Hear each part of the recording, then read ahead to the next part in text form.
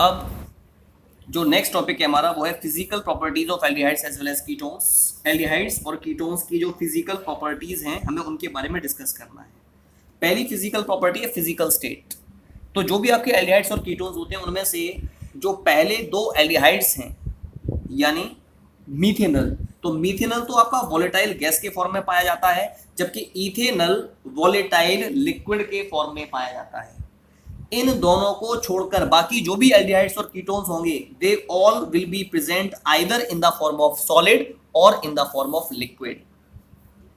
दूसरी physical property है boiling point. हम जानते हैं बॉइलिंग पॉइंट जो होता है वो मॉलिक्यूलर मास के डायरेक्टली प्रोपोर्शनल होता है। एल्डिहाइड्स और कीटोन्स में भी अगर मॉलिक्यूलर मास बढ़ेगा तो मॉलिक्यूलर मास के बढ़ने के साथ साथ बॉइलिंग पॉइंट भी बढ़ता है। हम जानते हैं जो भी आपके एल्डिहाइड्स और कीटोन्स होते हैं उनके जो बॉइलिंग पॉइंट होते हैं वो करस्पॉन्डिंग हाइड्रोकार्बन्स या करस्पॉन्डिंग ईथर्स के कंपैरिजन में अधिक होते हैं। क्यों?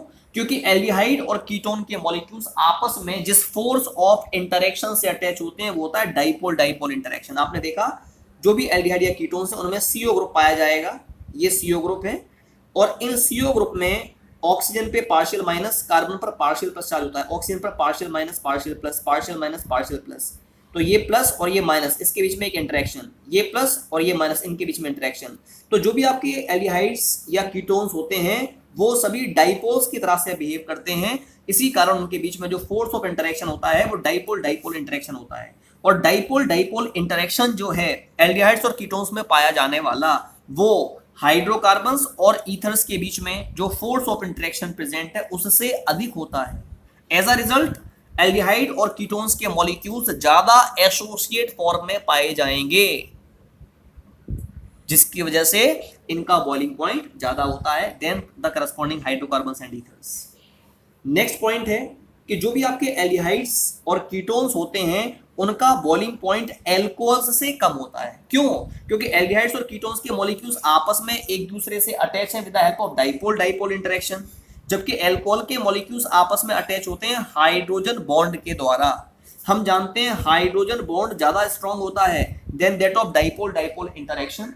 As a result, the degree of association in alcohols is found to be more than that of aldehyde as well as ketones, जिसकी वजह से जो आपके alcohols होते हैं उनका boiling point ज्यादा होता है than that of aldehyde as well as ketone। अब एक क्वेश्चन यहां पर ये है why ketones have more boiling point than the corresponding alcohol। जो भी आपके ketones होते हैं उनका boiling point करस्पॉन्डिंग एल्डिहाइड के कंपैरिजन में करस्पॉन्डिंग एल्डिहाइड्स के कंपैरिजन में अधिक होता है। एल्डिहाइड और कीटोन की बात किया जाए तो कीटोन का बॉइलिंग पॉइंट ज्यादा होगा than that of aldehyde. Question is why? The reason is that ketone में दो एल्काइल ग्रुप पाए जाते हैं।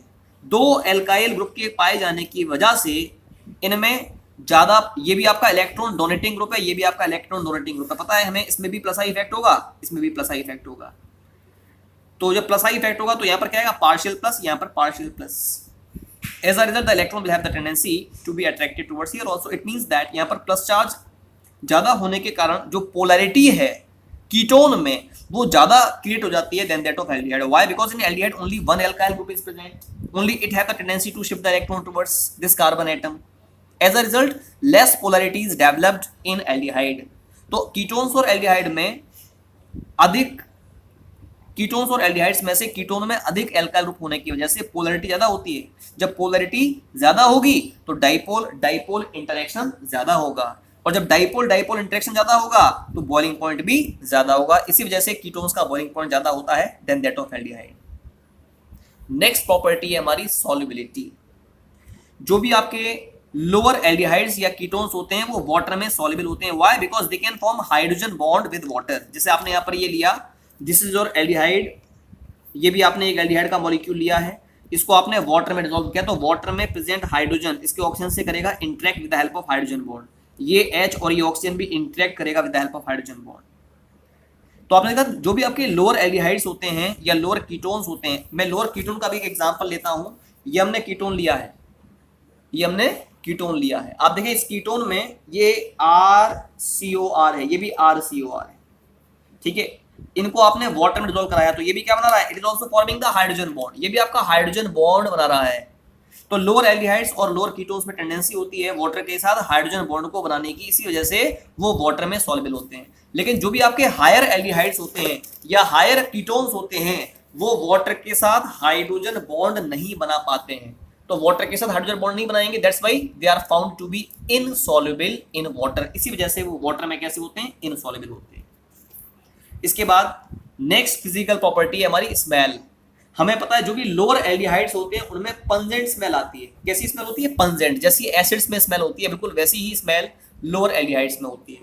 लेकिन जैसे जैसे एल्काइल ग्रुप का साइज बढ़ता है एल्डिहाइड्स में, तो आपकी जो स्मेल है वो लेस पंजेंट होती है and it becomes more fragrant. ठीक है, जो भी आपके हायर एल्डिहाइड्स या हायर कीटोन्स होते हैं, इसी वजह से, क्योंकि उनमें स्मेल अच्छी स्मेल आती है, इसी वजह से उनको हम लोग परफ्यूम्स की मैन्युफैक्चरिंग में और डिओड्रेंट्स की मैन्युफैक्चरिंग में यूज करते हैं। तो ये हमने डिस्कस किया फिजिकल प्रॉपर्टीज ऑफ एल्डिहाइड्स और कीटोन्स के बारे में। अब इसके बाद हम लोग बात करना चाहेंगे chemical properties of aldehydes as well as ketones. Students we know well, जो भी आपके कीटोन्स होते हैं और जो भी आपके एल्डिहाइड्स होते हैं उनमें कार्बोनिल ग्रुप पाया जाता है। कार्बोनिल ग्रुप कॉमन ग्रुप है which is present in aldehyde as well as ketones. That's why इनकी जो प्रॉपर्टीज होती हैं, इनकी जो केमिकल प्रॉपर्टीज होती हैं वो कैसी होती हैं, सिमिलर होती हैं। ठीक है, अब केमिकल प्रॉपर्टीज में पहली प्रॉपर्टी है, पहली रिएक्शन है nucleophilic addition reaction. Nucleophilic addition का मतलब द एडिशन ऑफ न्यूक्लियोफाइल। वो रिएक्शन इसमें न्यूक्लियोफाइल के द्वारा एडिशन होता है, it is called as nucleophilic addition reaction. ठीक है, अब इसकी मैकेनिज्म क्या है, सबसे पहले हम इसकी मैकेनिज्म पर जाएंगे। हमने क्या किया, हमने कोई भी कार्बोनिल कंपाउंड लिया, एल्डिहाइड या कीटोन लिया है, ये CO ग्रुप है, ये A और ये B। हमें पता है जो कार्बोनिल कंपाउंड होता है मींस एल्डिहाइड या कीटोन जो होता है वो प्लेनर होता है। प्लेनर का मतलब इसमें जो कार्बन है इसका हाइब्रिडाइजेशन होता है sp2, इसका हाइब्रिडाइजेशन sp2 होगा, जिसकी वजह से ये प्लेनर होता है। तो होगा क्या, जब इससे न्यूक्लियोफाइल अटैक करेगा, इस पर न्यूक्लियोफाइल अटैक करेगा, तो कैसे अटैक करेगा, ये दो स्टेप में होता है। पहले स्टेप में ये वाला बॉन्ड टूटेगा इधर, जब ये बॉन्ड यहाँ टूटेगा तो यहाँ आएगा माइनस चार्ज, यहाँ आ जाएगा प्लस चार्ज, और इस प्लेन के, क्योंकि ये तो प्लेनर है, इस प्लेन के परपेंडिकुलर प्लेन से आकर के न्यूक्लियोफाइल इस पर अटैक करता है and it tends to convert into tetrahedral intermediate, और ये टेट्राहेड्रल इंटरमीडिएट में कन्वर्ट हो जाएगा जिसमें कि कार्बन का हाइब्रिडाइजेशन sp3 होता है। ये जो पहला स्टेप है ये स्लो होता है। सेकंड स्टेप में क्या हुआ, सेकंड स्टेप फास्ट होता है। सेकंड स्टेप में जो H प्लस है वो H प्लस इस O माइनस से अटैच हो जाएगा and it will form OH, और यहां पर एडिशनल प्रोडक्ट का फॉर्मेशन हो जाता है। So this we discussed about the mechanism of nucleophilic addition reaction. ठीक है, अब इसके बाद हम लोग बात करते हैं रिएक्टिविटी के बारे में। हम जानते हैं जो एल्डिहाइड्स होते हैं they are found to be more reactive towards nucleophilic addition in comparison to ketones. Ketones के कंपैरिजन में एल्डिहाइड्स ज्यादा न्यूक्लियोफिलिक एडिशन रिएक्शन को शो करते हैं। Question is why, the reason is why aldehydes show more nucleophilic addition than that of ketones. उसमें से उसका पहला रीजन है, first reason is inductive effect. मैंने यहाँ पर एक तो फॉर्मेल्डिहाइड लिया, फॉर्मेल्डिहाइड में ये वाला बॉन्ड यहाँ टूटा तो यहाँ माइनस यहाँ प्लस न्यूक्लियोफाइल अटैक कर गया। दूसरे में मैंने फॉर्मेल्डिहाइड को छोड़कर कोई और एल्डिहाइड लिया है जिसमें कि आपका एक एल्काइल ग्रुप पाया जा रहा है। ये एल्काइल ग्रुप क्या शो करेगा, प्लस आई इफेक्ट को शो करेगा, जिसकी वजह से यहाँ पर इलेक्ट्रॉन की डेंसिटी बढ़ेगी।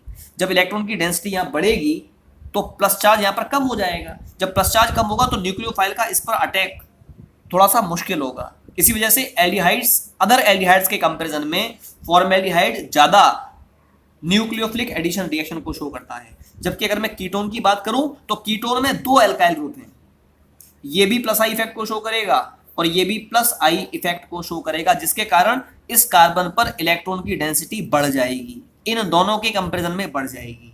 तो यहाँ अगर इलेक्ट्रॉन की डेंसिटी यहाँ बढ़ेगी तो प्लस चार्ज कम हो जाएगा, और कम हो जाएगा, इससे भी कम हो जाएगा, तो न्यूक्लियोफाइल इसके ऊपर और मुश्किल से अटैक करेगा। यही कारण है कि कीटोन्स की रिएक्टिविटी कम होती है than that of the corresponding aldehydes. It is due to inductive effect. दूसरा रीजन है इसमें स्टीरिक हिंड्रेंस। ये फॉर्मेल्डिहाइड है, ये एसिटाल्डिहाइड है, इसमें एक CH3 ग्रुप अटैच है। ये एसीटोन है, इसमें आपके दो CH3 ग्रुप अटैच है। ये डाई आइसोप्रोपाइल कीटोन है, इसमें आपके दो ये बल्कि एल्काइल ग्रुप्स आपके अटैच हैं। डाई टर्सरी ब्यूटाइल कीटोन में और बल्की ग्रुप्स अटैच। हमें पता है अगर नंबर ऑफ एल्काइल ग्रुप्स बढ़ते हैं या एल्काइल ग्रुप्स का साइज बढ़ता है तो नंबर ऑफ एल्काइल ग्रुप्स के बढ़ने से या साइज ऑफ एल्काइल ग्रुप के बढ़ने से स्टीरिक हिंड्रेंस क्रिएट होता है। तो जब स्टीरिक हिंड्रेंस क्रिएट होगा तो आपका जो न्यूक्लियोफाइल है उसके अटैक करने की जो टेंडेंसी होगी वो कार्बन पर वो कैसी होगी, कम होगी।